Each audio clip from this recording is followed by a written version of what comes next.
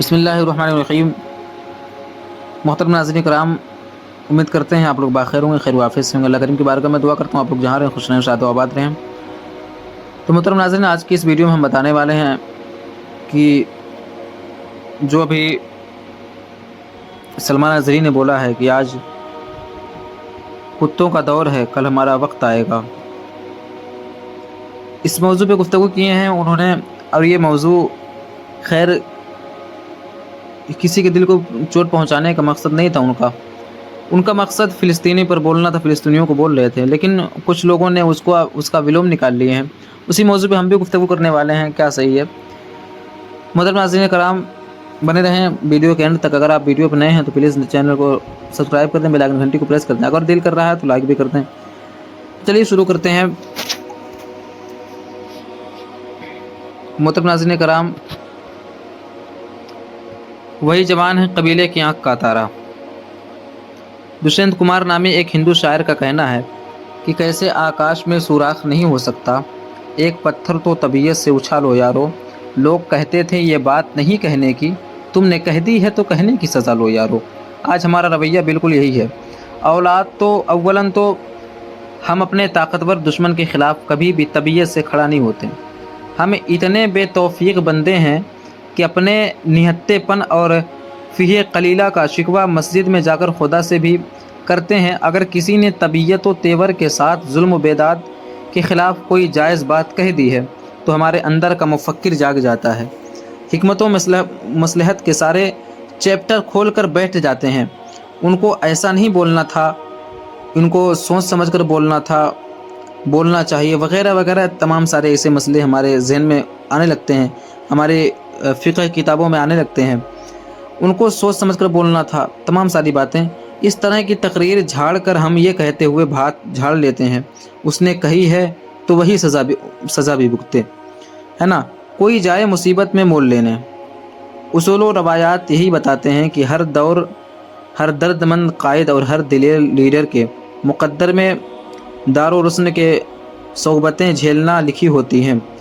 بعض دفعہ تو موت کو گلے لگانا پڑتا ہے۔ قیادت کے لیے درد مندی و دلیری وصف میں بکمال و تمام ہونے چاہیے۔ جس کے اندر دونوں پائے جائیں وہ حاکم وقت کے جبر و اکراہ کی نہ پرواہ کرتے ہیں اور نہ قبضہ و تسلط کو خاطر میں لاتے ہیں۔ یوں تو جماعت کے اندر باہر نام و نہاد قائدین و لیڈر کے لمبی فہرست ہیں، مگر ان کا معاملہ بس اپنے حلقۂ مریدہ میں نعرے لگوانے اور چندہ بٹورنے تک محدود ہے، کیونکہ وہ اصل میں قائد و واحد ہیں نہیں، وہ محض نام و نہاد ہیں۔ وہ مذہبی پاکھنڈی ہیں جو چولا لگا کر نکلتے ہیں، مطلب کی چیزیں سمیٹ کر خلوت نشین ہو جاتے ہیں۔ کیا انہیں نہیں معلوم کہ وہ کمخوار کی مہنگی مسند پر بیٹھ کر قیادت نہیں کی جا سکتی؟ ظریفت و بیرم کہ نرم و گداز بستر پر ٹانگ پھیلائے پارچہ ریسمانی کا گاؤ تکیہ لگا کر لیڈرشپ کی ذمہ داری پوری نہیں کی جا سکتی۔ قیادت و لیڈرشپ ایک بڑا عہدہ ہے، اس کے لیے کانٹوں سے گزرنا پڑتا ہے، حالات کے سرد و گرم سے آنکھ مچولی بھی ہوتی ہے۔ اس کا حق وہی ادا کر سکتا ہے جس میں ایمان و اخلاص کے ساتھ حق گوئی، بے باکی، دلیری، وپامردی جیسے اوصاف موجود ہوں۔ بہت پہلے اقبال نے ایسے شاہین صفت مردان خدا کی نشانی بتائی تھی۔ وہ یہ شاعر ہے کہ وہی جواں ہے قبیلے کی آنکھ کا تارا، شباب جس کا ہے بے داغ ضرب بے کاری، اگر وہ جنگ تو شیران غاب سے بڑھ کر، اگر وہ صلح تو رونائے غزہ تاتاری۔ قصر شاہی کے گنبد و محراب میں گھونسلے تو چھوٹے چھوٹے پرندے بنایا کرتے ہیں، شاہین تو پہاڑوں میں سخت چٹانوں کے درمیان اپنا ٹھکانہ ڈھونڈتا ہے، تب جا کر انسانی آبادی میں اپنی عزت کا یقابی رنگ دکھا پاتا ہے۔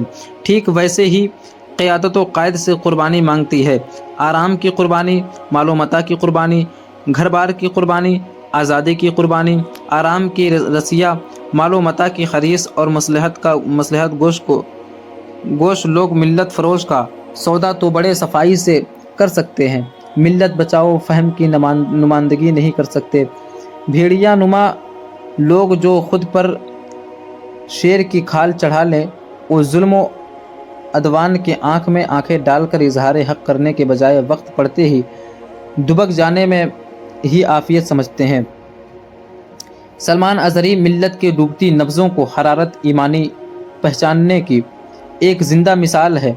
भगवा लाबी और फलस्ताई हुकूमत दोनों की आंखों में खटकने का मतलब है कि अज़हरी साहब ने जालिम को ना सिर्फ आंखें दिखाई है बल्कि अंदरूनी बेचैनी भी बढ़ा दी है। नरसिंहानंद के पाखंड को ठिकाने लगाकर भी उन्होंने जुराते ईमान व शान दिलेरी का सबूत पेश किया था। आज जबकि भगवा हुकूमत में भगवाधारी गैंग के नफरती प्राणियों के दबाव में भगवा माइंड सेट वाली एटीएस ने उन्हें गिरफ्तार कर लिया है, दिल में उनके लिए मज़ीद इज्जत बढ़ गई है। अब देखना यह है कि इस बार भी ये कौम और उनके लीडर व कायदीन चुप्पी डालकर बिल में ही घुसे रहते हैं या फिर मिल्लत के जांबाज सिपाहियों के लिए कमर कस कर निकलेंगे। याद रखें, अगर हमने कमर गनी उस्मानी की तरह सलमान अज़हरी को भी सस्ते में एटीएस के रहम करम पर छोड़ दिया, कल कोई भी दिलेर व जांबाज बंदे खुदा इस बेवफा व दगाबाज कौम की इज़्ज़त व हुर्मत के दफ़ा के लिए खड़ा नहीं होगा। आज अगर कोई ये सोच रहा है कि एक सलमान अज़हरी से क्या होगा, हम मुट्ठी भर लोग हैं, हम कौन सा तीर मार लेंगे, अगर ये वसवसा हमारे अंदर पनप रहा है तो फिर हर जंग लड़ने से पहले हथियार डालने के मुतरादिफ है। लड़े बिना जंग का फैसला मुखालिफ के हाथ दे देना परले दर्जे के बुज़दिली बे फ़िरऔन की आलमी हुकूमत के लिए एक ही मूसा था, नमरूद जैसे पावरफुल हुक्मरान के लिए एक ही खलील था। काश हम हिंदी मुसलमान फ़िलिस्तीन की माओं के जिगरे ही देख लें। उनके हौसले को हज़ार बार सलाम पेश करने का मन करता है कि नन्हे मुन्ने बच्चों के जनाजे उठा रहे हैं, मगर लहजे बिल्कुल वही हैं, ज़ैनबी हैं, वही करबलाई है, क्योंकि उन्हें कामिल यकीन है कि फ़िलिस्तीन के उन्हीं मुजाहिद बच्चों में से कोई तो ऐसा बच्चा निकलेगा जिसके लहू की तपिश खुरमन बातिल को जलाकर राख कर देगा। अजब नहीं है अगर इसका सोज है हमसोज कि नेस्ता के लिए बस है एक चिंगारी। तो मोहतरम नाज़रीन कराम, आज की इस वीडियो में हम ये बताए हैं। अगर आप वीडियो को एंड तक देखें हैं तो प्लीज़ चैनल पे अगर नए हैं तो चैनल को लाइक कर दें, सब्सक्राइब कर दें, बेल आइकन घंटी को प्रेस कर दें। चलिए मिलते हैं फिर नेक्स्ट वीडियो के साथ, तो बने रहिए।